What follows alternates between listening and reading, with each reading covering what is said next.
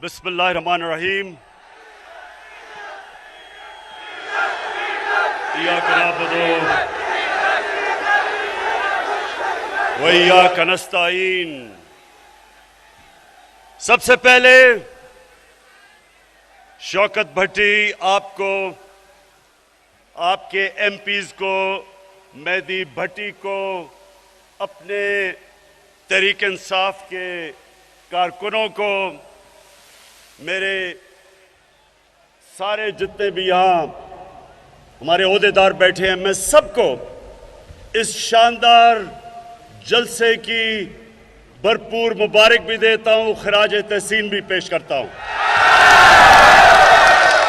लेकिन शौकत भट्टी, आपने इतनी बड़ी लिस्ट पेश कर दी, लगता ऐसे है कि आप एक ही साल में हाफिजाबाद में वो काम करवाना चाहते हैं जो 70 साल में नहीं हुए। लेकिन इंशाअल्लाह देखें, सबसे पहले तो मेरा हाफिजाबाद के लोगों आपसे वादा है कि इंशाअल्लाह जब हमारे 5 साल मुकम्मल होंगे, मेरा वादा सिर्फ हाफिजाबाद आपसे नहीं है, मेरे सारे पंजाब के लोगों से है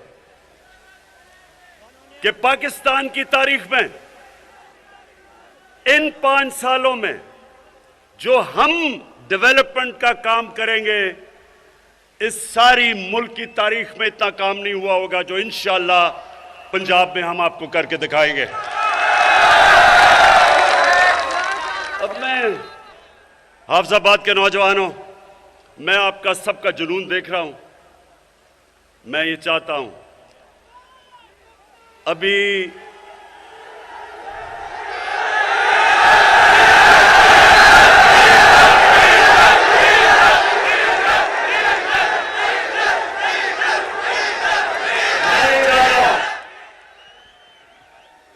कि ये जो आज मैं आपसे बातचीत करने आया हूं, आपने बड़े तहम्मुल से और आराम से मेरी बात सुननी। मैं सबसे पहले एक चीज आपसे पूछता हूं, क्योंकि आप बाशऊर लोग हैं, मुझे ये बताएं कि इमरान खान को सियासत में आने की जरूरत क्या थी 25 साल पहले? अल्लाह इमरान खान को सब कुछ दे चुका था, जो भी मैं जिंदगी में चाहता था अल्लाह वो दे चुका था। मैं सिर्फ एक वजह से आया था, और मैं नौजवानों आपके लिए, क्योंकि आप इस मुल्क का मुस्तकबिल है। मैं ये चाहता हूं बड़े गौर से आप मेरी बात सुने। पाकिस्तान क्यों बना था? ये मुल्क इल्लामा इकबाल की जो ख्वाब थी, हम सब अपने आप से पूछे कि क्या जरूरत थी पाकिस्तान की बनाने की? ये एक बड़े मकसद के लिए बना था, और आप अगर जब तक इसको नहीं समझेंगे, हम कौम नहीं बनेंगे। क्योंकि एक कौम तब बनती है वो जब एक नजरिए पे खड़ी होती है। नजरिए के बगैर कौम नहीं बन सकती। वो एक अवाम का हजूम होता है, उसके अंदर कभी आप सुनेंगे कि जाग पंजाबी जाग, कभी आप सुनेंगे सिंधु जैश, कभी पख्तूनिस्तान, कभी बलूचिस्तान की आजादी की तहरीक। क्योंकि जब तक मेरी कौम को मकसद ना पता चले पाकिस्तान बनाने का, हम कौम नहीं बन सकते। और जब एक कौम अपने नजरिए से हटती है, मेरे पाकिस्तानियों, वो कौम तबाह हो जाती है।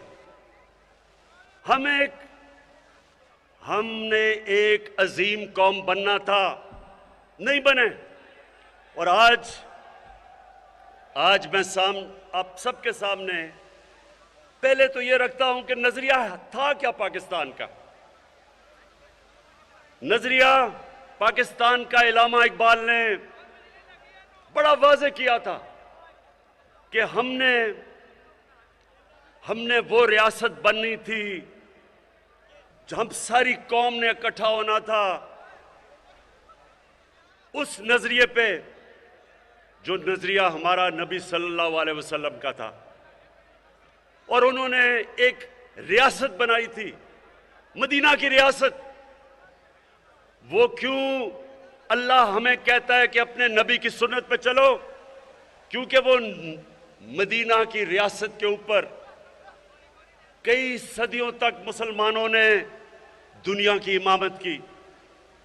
जैसे जैसे वो उन असूलों से पीछे हटते रहे, मुसलमान नीचे आते रहे। तो मेरे नौजवानों, मैंने फैसला किया कि मैं अपनी कौम को उसकी तरबियत के लिए एक अथॉरिटी बनाऊं जिसका नाम रहमतुल आलमीन अथॉरिटी है। उसका मकसद क्या है? उसका मकसद अपने नौजवानों को, अपने स्कूल के बच्चों को, सबको बताना कि हमारे नबी सल्लल्लाहु अलैहि वसल्लम की सीरत क्या थी, उनका रास्ता क्या था।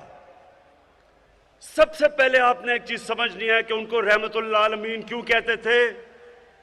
क्योंकि अल्लाह ने कहा था वो सब इंसानों के लिए, सिर्फ मुसलमानों के लिए नहीं, सब इंसानों के लिए रहमत बन के आए थे। उन्होंने मदीना की रियासत में इंसानों को इकट्ठा किया था। उसमें ईसाई भी थे, उसमें यहूदी भी थे, उसमें काफिर भी थे। उन सबको उन्होंने, इंसानों को इकट्ठा किया था एक नजरिए पे। और वो नजरिया ये था मदीना की रियासत में कि सबसे पहले रियासत में अदल और इंसाफ होगा। रियासत इंसानों को, एक ही कानून सब इंसानों को रखेगी, यानी कि ताकतवर और कमजोर एक ही कानून, कानून की हुक्मरानी, इंसाफ।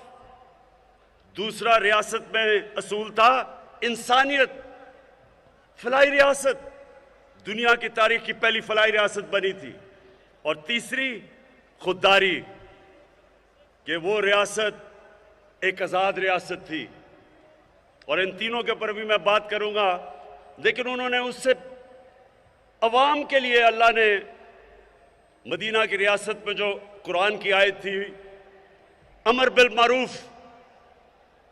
व नही अनिल मुनकर, अल्लाह ने इंसानों को कहा कि रियासत की तो जिम्मेदारी इंसाफ देना, खुददार कौम, इंसानियत, फलाही रियासत, लेकिन अवाम की जिम्मेदारी क्या थी कि तुम अच्छाई के साथ खड़े होगे और बुराई के खिलाफ जहाद करोगे। ये समझ जाएं कि अल्लाह ने इंसान को ये इजाजत नहीं दी थी कि एक तरफ बुराई हो रही हो और आप इंसान कहे जी कि मैं तो किसी की तरफ भी नहीं हूं। ये मैं 25 साल से अपनी कौम को बता रहा हूं कि जब तक एक कौम बुराई के खिलाफ नहीं खड़ी होगी, उस कौम में बुराई बढ़ जाएगी, वो कौम आगे नहीं बढ़ेगी।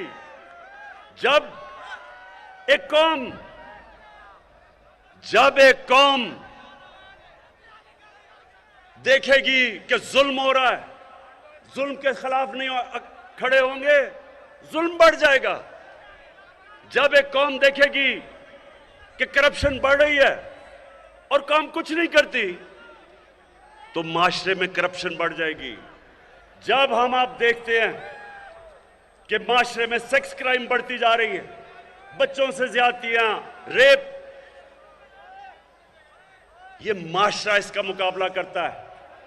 तो मैं सबसे पहले अपनी कौम को यह बताना चाहता हूं कि मैं 25 साल से अपनी कौम में तबलीग कर रहा हूं कि आपके ऊपर फर्ज है कि हम सब, अगर हमने अजीम कौम बनना है तो हमें सब अच्छाई का साथ देना है। हम जब देखें कि मुल्क के नामवर करप्ट लोग, मुजरिम, अदालतों में जिनके केस, वो जब सब खड़े होके एक तरफ कोशिश करते हैं कि मुल्क की रियासत को गिराने के लिए, पैसा चलाने के लिए, लोगों को खरीदने के लिए, चोरी के पैसे से लोगों के जमीर खरीदने के लिए, तो रियासत की जिम्मेदारी होती है इसके खिलाफ आवाज बुलंद करना, अवाम की जिम्मेदारी होती है, अदलिया की जिम्मेदारी होती है, इलेक्शन की जिम्मेदारी होती है। कौम मुकाबला करती है इसका। मैं नौजवानों, मगरिब में अपना बड़ा टाइम गुजारा क्रिकेट की वजह से। आप यकीन करें कि उनकी जमहूरियत के अंदर किसी की जुर्रत नहीं हो कि वो किसी एमपी के ऊपर, मेंबर ऑफ पार्लियामेंट का जमीर खरीदने की कोशिश करे। उनकी जुर्रत नहीं होती, ना एमपी की, मेंबर पार्लियामेंट की जुर्रत होती है बिकने की, क्योंकि उन्हें पता है कि वो माशरे में नहीं अपनी शक्ल दिखा सकेंगे। एक नौजवानों, ये जरा गौर से सुने, ये सारी जिंदगी बातें आपको काम आएंगी। अमेरिका के अंदर एक बड़ा अमीर आदमी था, उसका नाम बर्नी मैडॉफ था। बहुत अमीर आदमी था, सारे बड़े बड़े लोग उसको जानते थे, फिल्म स्टार वगैरह सब जानते थे। वो करप्शन में पकड़ा गया। अब नौजवानों, ये सुनो उससे हुआ क्या। जब वो करप्शन में पकड़ा गया, उसके बड़े बेटे ने खुदकुशी की। उसका जो दूसरा बेटा था वो घर से ना निकला और अब घर बैठा बैठा ही मर गया बीमारी में।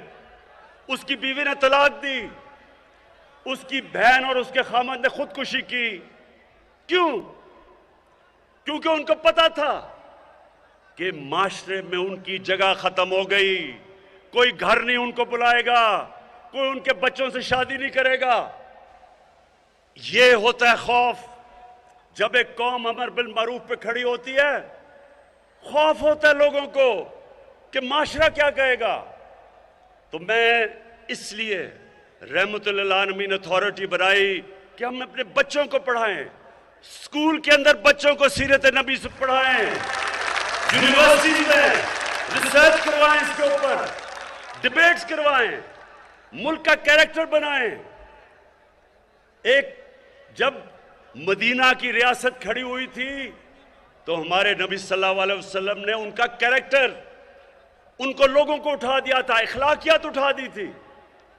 और इसलिए एक तो ये वजह है कि मैंने ये अथॉरिटी बनाई कि सीरत, नबी की सीरत बच्चे बच्चे को पता हो, फिर वो जो मर्जी करना चाहता है करे, लेकिन हम अपनी रियासत, अपने लोगों में शऊर पैदा करें कि उनको पता तो चले कि ये मुल्क बना क्यों था।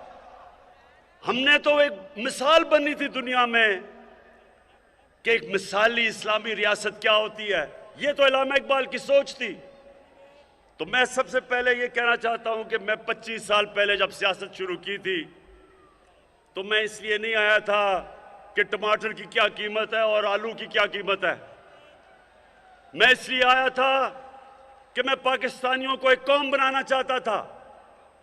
मैं देखा कि कैसे कायद आजम के बाद आहिस्ता आहिस्ता हमारी कौम, दुनिया में उसका वकार गिरता गया। मैंने देखा कि कैसे आहिस्ता आहिस्ता हमारे जो हुक्मरान थे उनको पता ही नहीं था कि मुल्क बना क्यों है। कायद आजम के बाद कभी भी कोई ऐसी लीडरशिप नहीं आई जिसने लोगों को बताया कि ये मकसद क्या था। जब पाकिस्तान बनने का ये नारा लगा था कि पाकिस्तान का मतलब क्या, तो ला इलाहा इल्लल्लाह जो नारा था वो इसमें फलसफा था कि कैसे हमने एक गैरतमंद और अजीम कौम बनना है।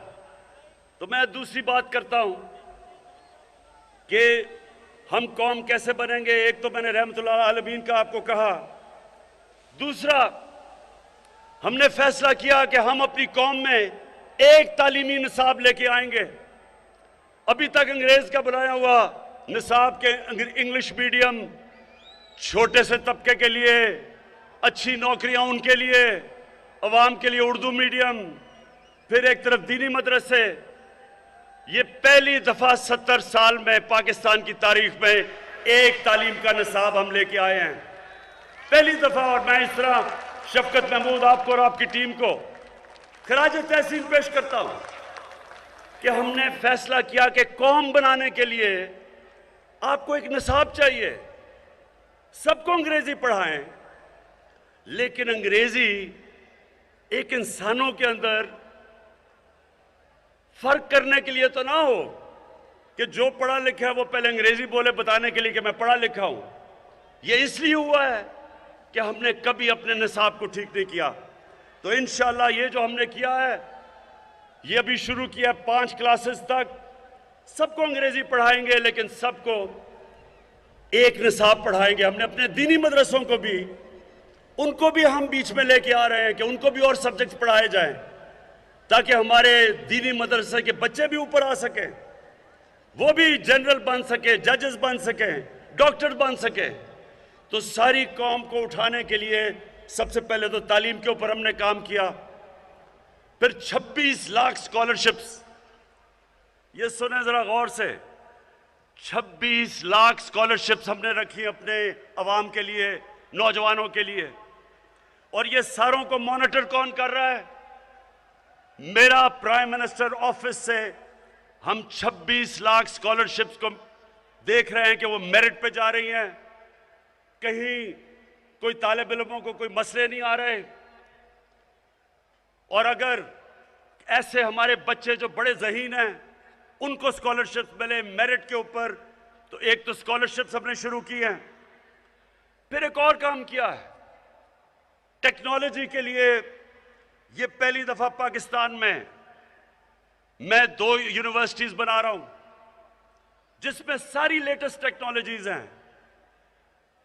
डॉक्टर अतार रहमान और हमारे बड़े जबरदस्त इस वक्त एयरफोर्स के चीफ जो हैं, इनके साथ मिलकर हम एरोस्पेस की लेटेस्ट टेक्नोलॉजी की यूनिवर्सिटी बना रहे हैं, ताकि पाकिस्तान भी अपनी जहाज बना सके।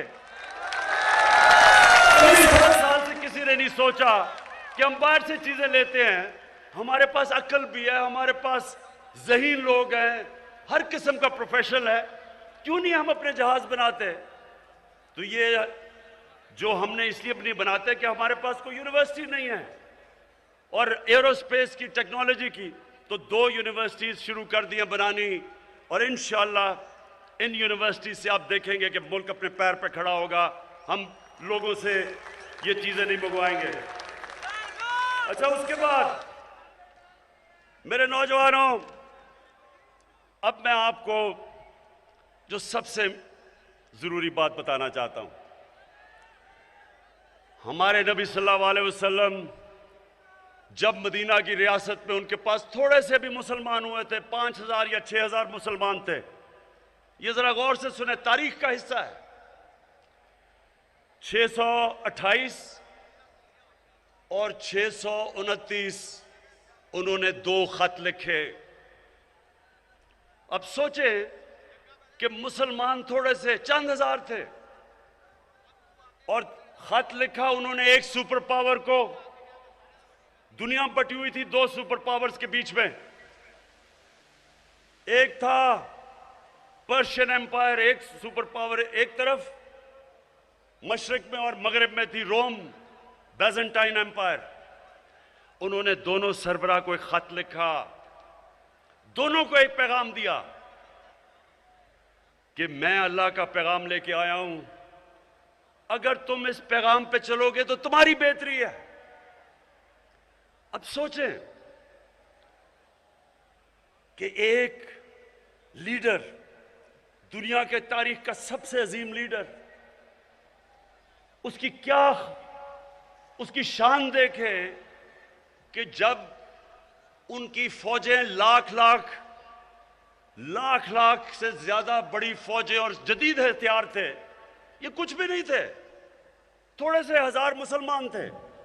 लेकिन दुनिया के लीडर को जरा देखें कि उसने उनको ये नहीं कहा कि मैं इमदाद चाहता हूं, उन्हें ये नहीं कहा कि मैं तुम्हारे से कर्जे चाहता हूं, उन्होंने कहा मैं सच का पैगाम लेके आया हूं। और दुनिया की तारीख शाहिद है कि 10 साल के अंदर अंदर उन 2 खत के बाद दोनों सुपर पावर्स घुटने टेक गई मुसलमानों के सामने। तो हाफिजाबाद के लोगों सुनो, लीडर कभी किसी के सामने झुकता नहीं है। हमारे नबी सल्लल्लाहु अलैहि वसल्लम ने उनकी सुन्नत यह है कि ला इलाहा इल्लल्लाह इंसान को गैरत देता है। जब वो एक इंसान ला इलाहा इल्लल्लाह पढ़ लेता है, वो किसी झूठे खुदा के सामने नहीं झुकता। और हमारी बदकिस्मती कि हमारे जनाब यहां का प्राइम मिनिस्टर अमेरिकी सदर के सामने बैठता है, कांपे टांग रही होती हैं उसकी, हाथ में पर्ची पकड़ी हुई होती है कि कहीं मेरे मुंह से कोई गलत चीज ऐसी ना हो जाए कि अमेरिका का सदर नाराज ना हो जाए। जब एक मुल्क का लीडर इस तरह किसी के सामने टांगे कंपाता है तो उसके बाद वो कौम को गिरा देता है, कौम गिर जाती है। कौम को तो लीडर उठाता है। हमारा जो लीडर, सबसे अजीम लीडर कायदे आजम मोहम्मद अली जिन्ना, एक गुलाम हिंदुस्तान में आजाद लीडर था, एक आजाद इंसान था। उसको देख के मुसलमानों को फख्र होता था, कभी किसी के सामने नहीं झुकता था। और हमारी अभी क्या हुआ जरा ये सुने। यूरोपियन यूनियन के एम्बेसडर्स ने मिलके खत लिखा कि इमरान खान को और हमारी हुकूमत को रूस के खिलाफ बयान देना चाहिए। अब ये सारे प्रोटोकॉल के खिलाफ है, ये सारे डिप्लोमेटिक प्रोटोकॉल्स के खिलाफ है कि एम्बेसडर्स ओपन लेटर लिख दें।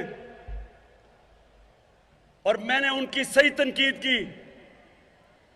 मैंने उनको यह कहा कि तुमने हिंदुस्तान से इस तरह जुर्रत है खत लिखने की, और किसी मुल्क को लिखोगे ऐसा खत? और मैंने ये पूछा कि हम एक आजाद मुल्क हैं, हम किसी के गुलाम नहीं हैं। हमारे यहां अब ये सुने, पहले तो 2-3 लोगों की स्टेटमेंट्स आ गई। फजल रहमान ने कहा जी बड़ा इमरान खान ने बड़ा जुल्म कर दिया है।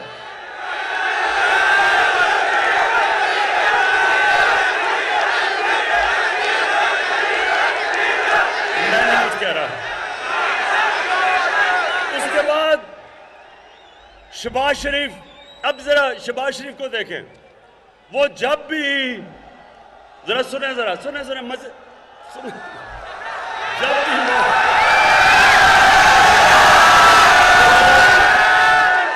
देखते होंगे जब वो कोई बाहर का एम्बेसडर गोरा आता है उसके सामने, तो वो जल्दी से अपनी टाई कमीज पहन के ना तो अपना सूट पहन लेता है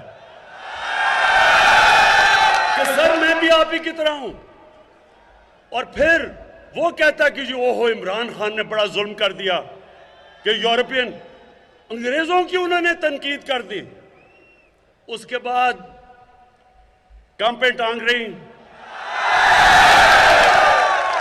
बिलावल कहता है कोहो इमरान खान ने पाकिस्तान पे जुल्म कर दिया।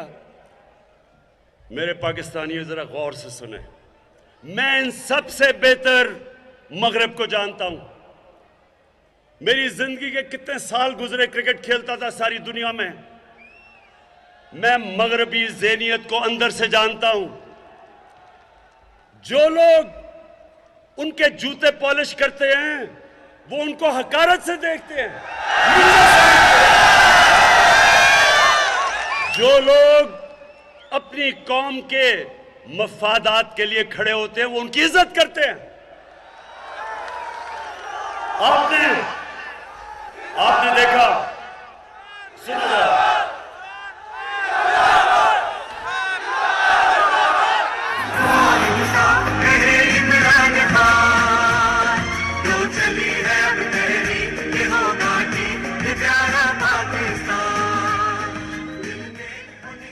देखिए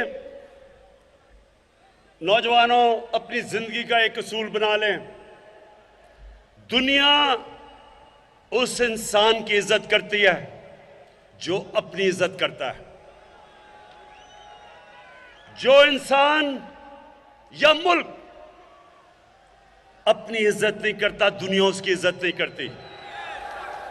हमारे मुल्क में 10 सालों में, ये जरा गौर से सुने, 10 सालों के अंदर 2008 से लेकर 2018 तक 400 से ज्यादा ड्रोन अटैक्स किए उस मुल्क ने जिसके लिए हम जंग लड़ रहे थे। हमारे दो सरबराह आसिफ जरदारी और नवाज शरीफ, एक दफा इन्होंने उसकी मजम्मत नहीं की। ये दुनिया के सारे कानून के खिलाफ है कि आप बमबारी करें और दहशतगर्द कहें जी, मैं जिसको मारें कहें जी दहशतगर्द है। कहीं दुनिया का कानून ये इजाजत नहीं देता। और फिर एक तरफ पाकिस्तान उनके लिए जंग लड़ रहा है और वही हमारे ऊपर बमबारी कर रहे हैं। मैं बार बार इनकी मुखालफत की, मैंने धरने दिए, मैंने हर जगह कहा कि यह इंसानी हुकूक के खिलाफ है। मैंने अमेरिका में जाके यह कहा, मैंने बरतानिया में यह स्टेटमेंट्स दी। एक जगह यूरोपियन यूनियन के एम्बेसडर्स शाह महमूद कुरैशी भी मेरे साथ थे, शिरीन मजारी भी थी। वो सारे कोई 20 एम्बेसडर बैठ के मुझे कह रहे थे कि तुम क्यों मुखालफत कर रहे हो ये ड्रोन अटैक्स की। कहते वो तो दहशतगर्द मार रहे हैं, तो आप क्यों मुखालफत कर रहे हैं। ये शाह महमूद को याद होगा और शिरीन को। मैंने उनको कहा कि लंदन में एक हमारा दहशतगर्द बैठा है 30 सालों से।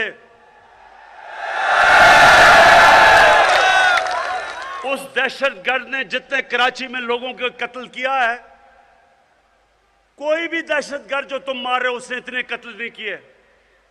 फर्क यह है कि उसने पाकिस्तानियों का कत्ल किया है, पाकिस्तानियों के खिलाफ दहशतगर्दी की है, और वो आराम से लंदन में बैठा है।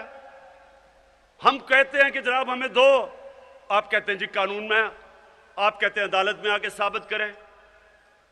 तो मैंने उससे कहा कि अगर पाकिस्तान, अगर आप हमें इजाजत देंगे कि हम ड्रोन अटैक करके उसको लंदन में मार दें। इनको याद है शाह महमूद को। मैंने उससे जब पूछा, मैंने कहा आप हमें इजाजत देंगे, और अगर आप इजाजत नहीं देंगे और कभी भी कोई भी महजब माशरा नहीं देता, तो क्या हम आपके कमी हैं कि आप यहां के ड्रोन अटैक्स मार रहे हैं।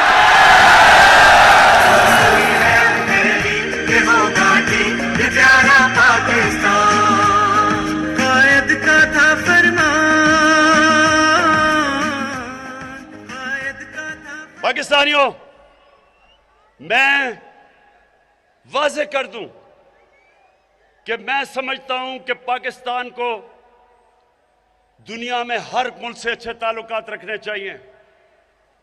अमेरिका से अच्छे ताल्लुकात रखने चाहिए। बहुत बड़ी पावर है, हमारी तिजारत उसके साथ है। हमारे बड़े अजीम पाकिस्तानी वहां रहते हैं। लेकिन मैं 22 करोड़ पाकिस्तानी का वजीर आजम हूं। मेरी जो जिम्मेदारी है कि मैं अपने पाकिस्तानियों के हुकूक की हिफाजत करूं, मैं अपने पाकिस्तान के मफादात की हिफाजत करूं। मैं ये कभी इजाजत नहीं दूंगा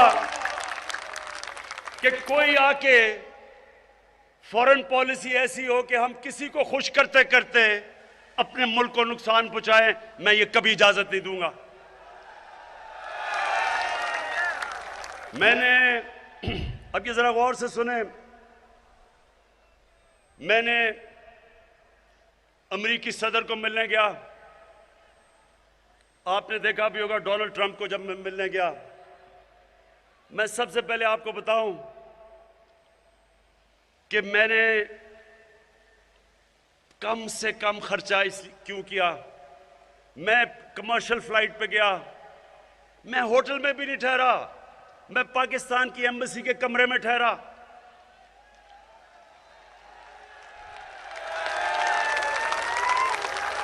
क्योंकि मैं उनको यह बताना चाहता था कि मेरे मुल्क के ऊपर इस वक्त मुश्किल माशी हालात हैं, मैं अपने मुल्क का पैसा बचा रहा हूं। मैं वहां सूट पहन के नहीं गया, मैं अपनी शलवार कमीज में गया।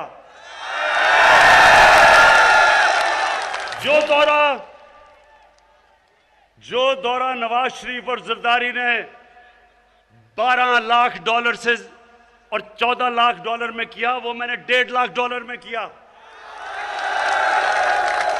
सिर्फ इसलिए कि मैं मगरब ज़हनियत को समझता हूं।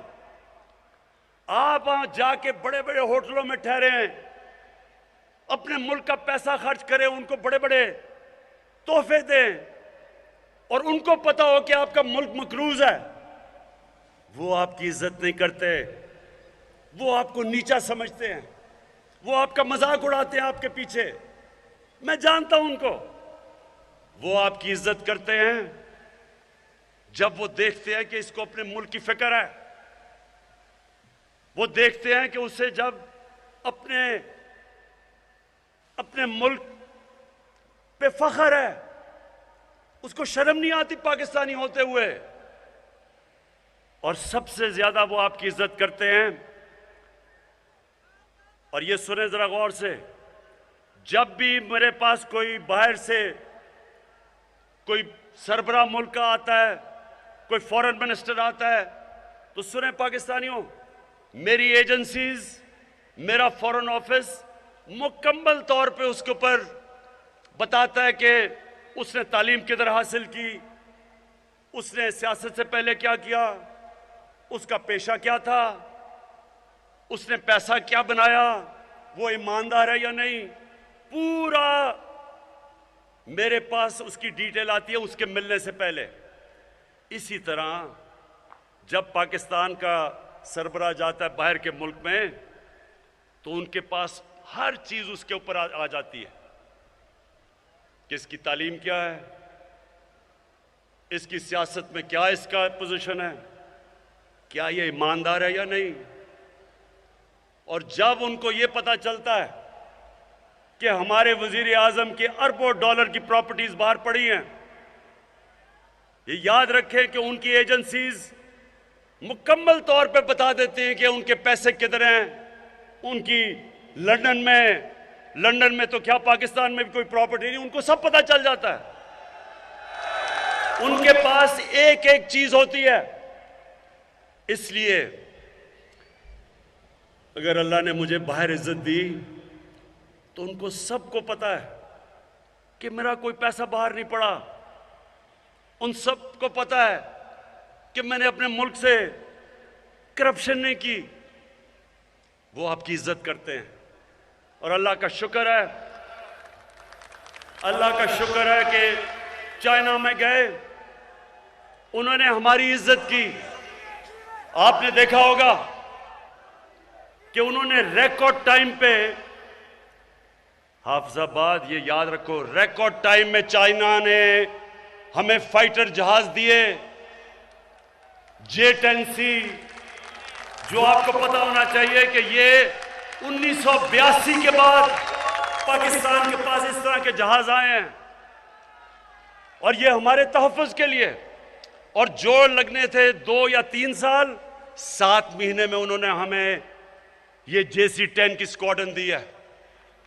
ये F-16 के बाद सबसे बड़ा पाकिस्तान की हिफाजत के लिए चाइना ने दिया है, क्योंकि इज्जत करते हैं। हम रूस गए, 3 गार्ड ऑफ ऑनर्स दिए उसने, रूस के प्रेसिडेंट ने हमें इज्जत दी, उसने हमें। मैं जब सदर ट्रंप से मिलने गया, उसने इज्जत की। उसने ऐसे, उसे पता था कि ये आदमी 2 नंबर नहीं है। जब वो हमारे पिछलों से मिलते थे तो इसलिए ये बेचारे उनके सामने गिरे हुए होते थे। तो देखें, कौम की इज्जत उसका प्राइम मिनिस्टर होता है, उसका सरबराह होता है। जब वो झुकता है, वो कौम की सारी इज्जत नफ्स तबाह करके रख देता है। तो मैंने आपसे 25 साल पहले अपनी कौम से कहा था कि ना मैं कभी किसी के सामने झुका हूं और इंशाअल्लाह कभी अपनी कौम को किसी के सामने झुकने नहीं दूंगा। 22 तारीख को 15 साल के बाद इस्लामिक मुल्कों की यानी OIC की कॉन्फ्रेंस हो रही है इस्लामाबाद में। 15 साल के बाद सारे मुसलमान मुल्कों के फॉरेन मिनिस्टर्स आ रहे हैं पाकिस्तान में। तो ये हमारा मुल्क, हमारी ताल्लुकात सबसे हैं, सबसे रखना चाहते हैं। और मैं आपको ये वाज़ेह कर दूं कि हम सबसे ताल्लुकात रखेंगे, लेकिन अपने मुल्क के मफादात के लिए के ऊपर कभी कॉम्प्रोमाइज नहीं करेंगे। अब मैं आता हूं मदीना की रियासत, जरा सुने, आखिर में पहुंच रहा हूं। मैं सिर्फ बताना चाहता हूं कि जो हमने किया है आज तक पाकिस्तान की तारीख में कौम बनाने के लिए किसी ने नहीं किया। मदीना की रियासत फलाई रियासत थी। फलाई रियासत क्यों जरूरी है? रियासत एक कौम बनती तब है जब सारे फर्ज कौम के समझें कि ये जो रियासत है ये हमारे लिए है, ये हमारा ध्यान रखेगी, ये हमें इंसाफ देगी। अगर हमें मुश्किल वक्त आए, घर में बीमारी हो, तो रियासत मेरा ध्यान रखेगी। अगर मैं भूखा हूं तो रियासत हमारे बच्चों का ध्यान रखेगी। तो ये जो सफर है फलाई रियासत का, ये भी पाकिस्तान को कौम बनाएगा। रहमतुल्लाह आलमीन अथॉरिटी कौम बनाएगी। हमारा जो तालीम का निज़ाम है, एक निसाब, वो कौम बनाएगा। जो हमारी लीडरशिप है, अपनी कौम को खुददारी देके ये कौम बनाएगी। और ये जो फलाई रियासत है, इसमें सबसे बड़ा काम जो हमने हेल्थ कार्ड लेके आए हैं, हर खानदान स्वाय सिंध के, क्योंकि सूबे कर रहे हैं, ये उस्मान बुज़दार की मैं खास तारीफ करता हूं कि 400 अरब रुपया कभी पाकिस्तान में इस तरह का पैसा किसी ने खर्च नहीं किया आवाम पे। 400 अरब रुपया हम खर्च कर रहे हैं। हर खानदान को 10 लाख रुपए का हेल्थ कार्ड।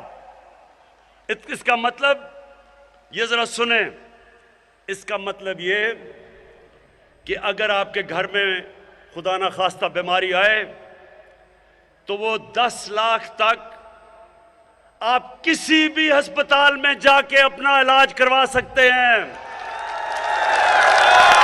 प्राइवेट हॉस्पिटल में जा सकते हैं।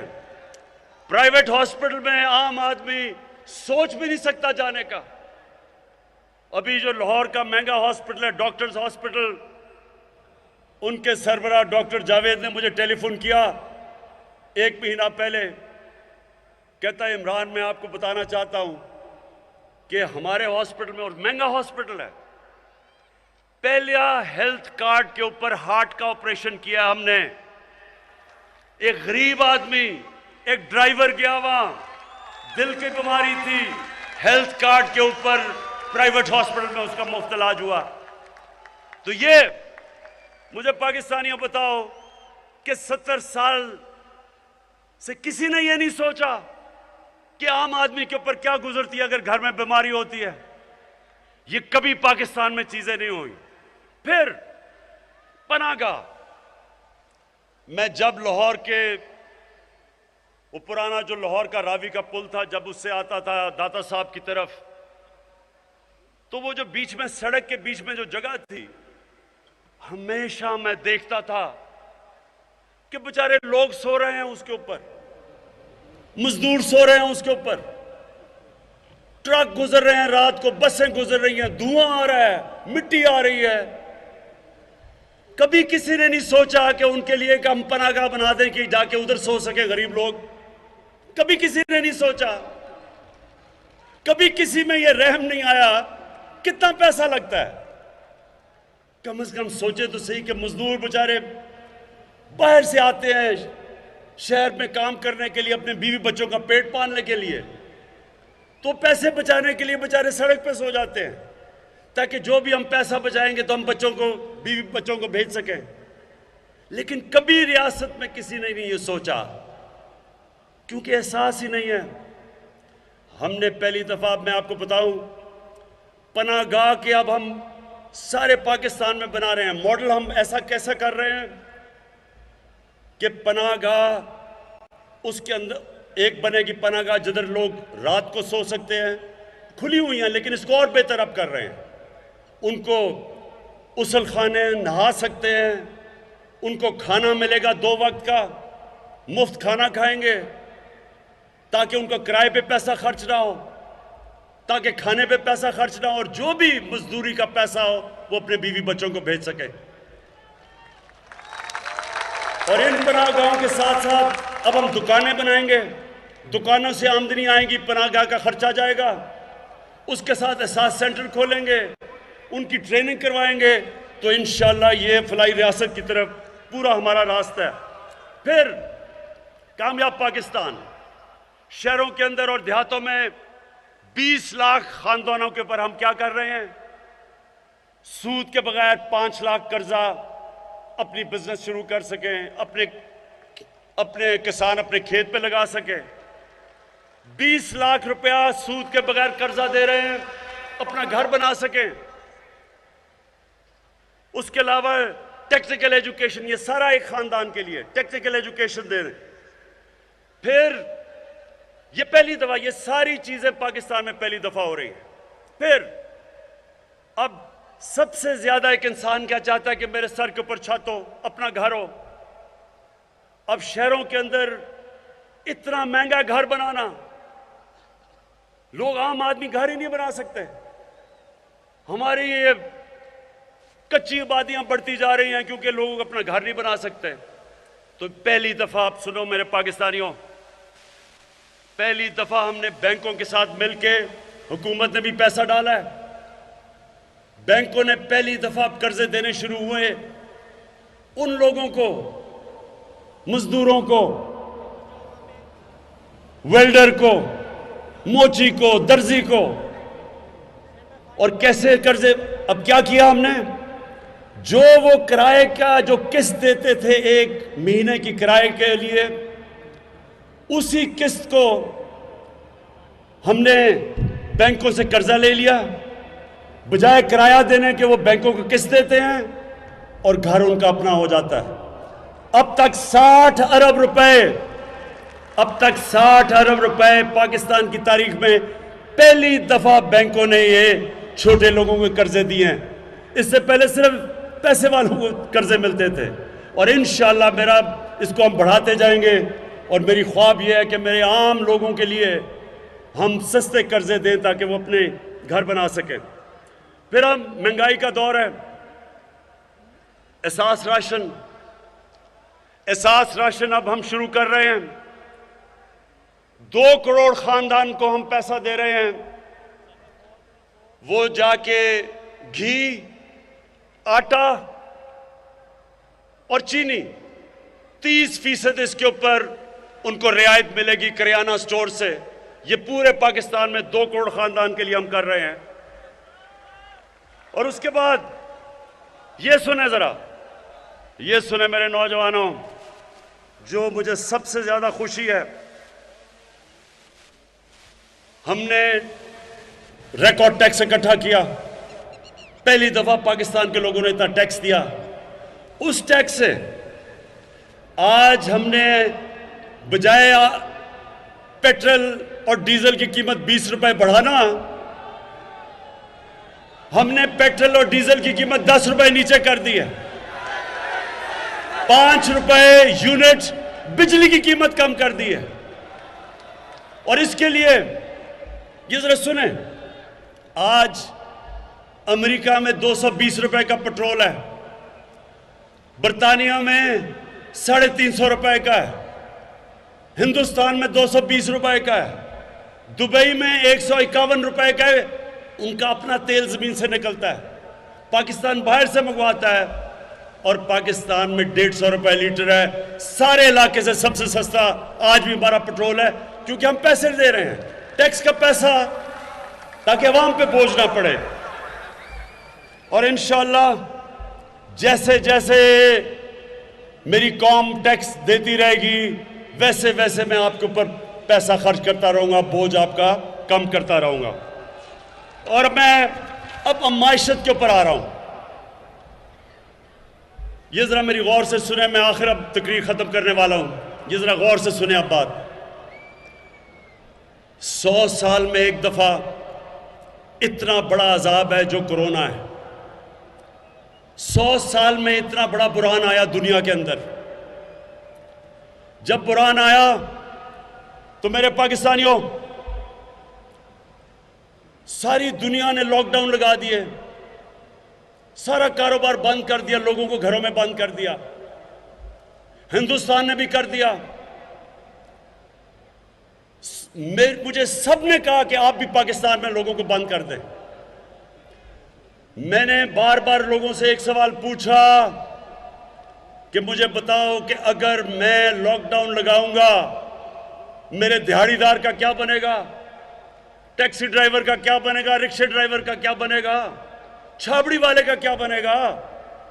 जो आदमी पैसा कमाता है और अपने बच्चों को पालता है, जो दिहाड़ी कमा के बच्चों को खाना देता है, उसका क्या बनेगा। सिंध ने मेरी बात नहीं मानी, सिंध हुकूमत ने लॉकडाउन लगा दिया। मुझे बुरा भला कहा गया। सारी ऑपोजिशन पार्टीज की तकरीरें मौजूद हैं। हर जगह उन्होंने कहा कि इमरान खान मुल्क को मरवा देगा। तो मेरे हाफिजाबाद के नौजवानों, अल्लाह का करम हुआ कि आज 2 साल के बाद सारी दुनिया ये कह रही है कि जो इमरान खान और पाकिस्तान ने कोरोना पे जो उन्होंने हिकमत अमली की थी, वो दुनिया में सबसे अच्छी है। दुनिया आज हमारी हिकमत अमली पे चल रही है। तो मैं सिर्फ आपको ये कहना चाहता हूं कि अगर हम इतने नाहिल थे, तो सबसे मुश्किल वक्त में जो पाकिस्तान ने हिकमत अमली इख्तियार की, दुनिया ने उसकी तारीफ की। वर्ल्ड हेल्थ ऑर्गेनाइजेशन ने, वर्ल्ड इकोनॉमिक फोरम ने, इकोनॉमिस्ट ने पाकिस्तान को दुनिया के टॉप 3 मुल्कों में रखा। हमने अपने मुल्क अवाम को भी बचाया, अपनी माशत को भी बचाया। और कोरोना के दौर में पाकिस्तान की माशत माशाअल्लाह अल्लाह के करम से 5.6% पे बढ़ी। 5.6%। सब दंग रह गए। हमारी रिकॉर्ड, ये जरा सुने, रिकॉर्ड एक्सपोर्ट, टेक्सटाइल की रिकॉर्ड एक्सपोर्ट, बाहर से पाकिस्तानियों ने जो पैसे भेजे रेमिटेंसेस, वो रिकॉर्ड। हमारी कंस्ट्रक्शन के अंदर 1500 अरब रुपया आया, वो रिकॉर्ड। हमारा आईटी के अंदर एक्सपोर्ट, वो रिकॉर्ड। 4 बड़ी जो हमारी फसलें थी, गंदम, गन्ना, चावल और मकई, चारों में रिकॉर्ड हुआ। और अब इंशाल्लाह जो हमने इंडस्ट्रियल पैकेज दिया है, ये मेरी अब पेशन गोई सुन लो। जो हमने अब इंडस्ट्रियल पैकेज दिया, आप देखेंगे कि ये पाकिस्तान को बिल्कुल एक तब्दील करके एक अजीम मुल्क बना देगा। हमें दुनिया में, और ये सुन लो आखिरी 2 चीजें, हमने जो मौसम की तब्दीली के ऊपर कदम उठाए, बर्तानिया के प्राइम मिनिस्टर ने यूनाइटेड नेशंस में पाकिस्तान को कहा कि पाकिस्तान मिसाल है। पाकिस्तान वो मुल्क है जो दुनिया को दिखा रहा है कि मौसम की तब्दीली यानी क्लाइमेट चेंज का कैसे मुकाबला करना है। फिर 50 साल में, हाफिजाबाद के लोगों, आप यहां ज्यादातर किसान हो, 50 साल में पहली दफा पाकिस्तान में डैम्स बनी हैं। 10 डैम्स बना रहे हैं हम, ये 50 साल के बाद, ताकि पानी को बचाएं, ताकि किसानों के पास ज्यादा पानी आए, सस्ती बिजली बने, पानी के ऊपर बिजली बने। और इंशाअल्लाह 3 साल में पहली मोमन डैम कंप्लीट हो रही है, उसके बाद दासू डैम और उसके बाद बादशाह डैम। इससे पाकिस्तान में जो पानी का हम जो रिजर्वोयर है वो दुगने हो जाएंगे, यानी पानी हमारे पास दुगना हो जाएगा आज से। और इंशाल्लाह ये किसानों के लिए बड़ी खुशखबरी है। मैं आखिर में, मेरे हाफिजाबाद के लोगों, मैं आपके सामने आखिर में एक बात कहता हूं कि मेरा ये ईमान है कि हमारा मुल्क एक बहुत अजीम मुल्क बनने जा रहा है। ये वो मुल्क है जो 27वीं रमजान को बना था। ये वो मुल्क है जिसने दुनिया को बताना है कि सही माने में जो नबी सल्लल्लाहु अलैहि वसल्लम की सुन्नत थी, मदीना की रियासत, वो कैसे, उसके क्या असूल थे। हमने दुनिया में मिसाल बनना है, हमने खुददार कौम बन के सामने आना है और हमने दुनिया को यह साबित करना है कि किधर से, जिस तरह मदीना की रियासत में मुसलमान उठे थे, उसी तरह यह मुल्क उन उसूलों के ऊपर चल के एक दुनिया का अजीम तरीन मुल्क बनेगा। और इंशाअल्लाह ये जो हमारे सामने हमें धमकियां मिलती हैं, अभी ये जो हिंदुस्तान का एक मिसाइल भी आ गया, पाकिस्तान ने बड़ी हिकमत से इसका जवाब दिया, हालांकि हम और भी कुछ कर सकते थे। लेकिन आज मैं आपको कह दूं, हमारा मुल्क वो है जो अपनी दिफा कर सकता है, जो इस वक्त सही रास्ते पे चला गया है, जिसकी माशत सही जा रही है, और जो इंशाल्लाह अगले 1.5 साल होंगे उसमें आप देखेंगे कि ये मुल्क उधर पहुंच जाएगा जो, अगर हम 1947 में सही माने पे चल पड़ते तो आज हम कहां के कहां पहुंच चुके होते। और हाफिजाबाद के लोगों और नौजवानों, इसकी कोई फिक्र ना करें कि ये जो सब इकट्ठे होकर कोशिश कर रहे हैं कि हुकूमत गिर जाएगी,